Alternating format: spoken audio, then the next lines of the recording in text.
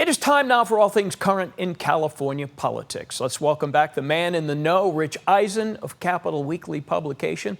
Rich, good to see you again. There are 8 Democratic candidates for governor, or several of them, not polling or fundraising well.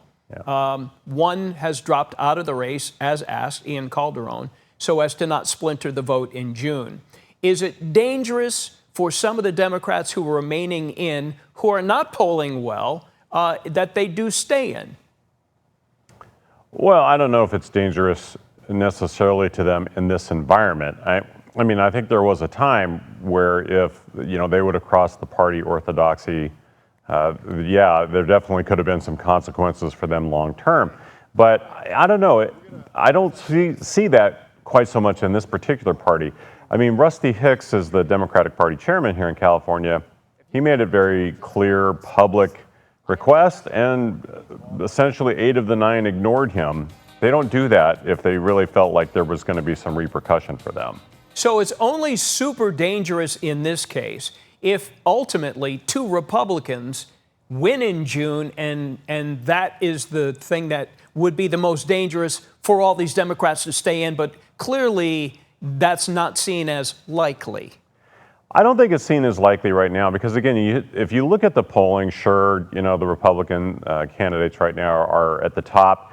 But, the biggest number still are the people who haven't even focused on the race yet or are undecided. Right. I think at the end of the day, most Democratic insiders think that, more than likely, when people actually go to put a vote down on paper or, slot their vote, it's going to be for a Democratic candidate, and there won't be 2 Republicans in that final vote. But I will say, yes, if that does happen, right. There's going to be blame getting thrown around big time. Absolutely. So Governor Newsom recently quoted as saying the U.S. should reconsider its military support for Israel, calling Israel an apartheid state.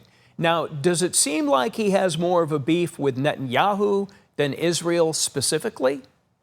Well, and to be clear, he was quoting Thomas Friedman of the New York Times when he said that, because Friedman is the one who actually called Israel an apartheid state. And so Newsom very quickly went to clarify, he's on this national book tour right now, and he went to clarify that he was speaking specifically about Netanyahu and not Israel in the broader sense. So yes, some people might look at that as walking it back a little bit, which is, is fair, but he was quoting, Thomas Friedman when he said that. Got it. So all the national polling that I'm seeing for president right now, 2028, not only has Newsom as the Democratic frontrunner, but in heads-to-heads with J.D. Vance, he's leading Vance by anywhere from 5 to 7%.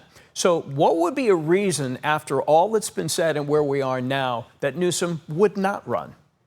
I can't think of one, not one legitimate one. I mean, look, we've been watching this train coming for a long time. I mean, barring something dramatic that has been, that's unforeseen right now, it is hard for me to imagine that all of this is not going to lead to a very well-funded and, given his history, a very well-organized presidential campaign. I would be stunned beyond words if he did not run for president after all this. Okay, a lot of people feel that way. Rich Ehisen, thank you as always, Capital Weekly's editor-in-chief.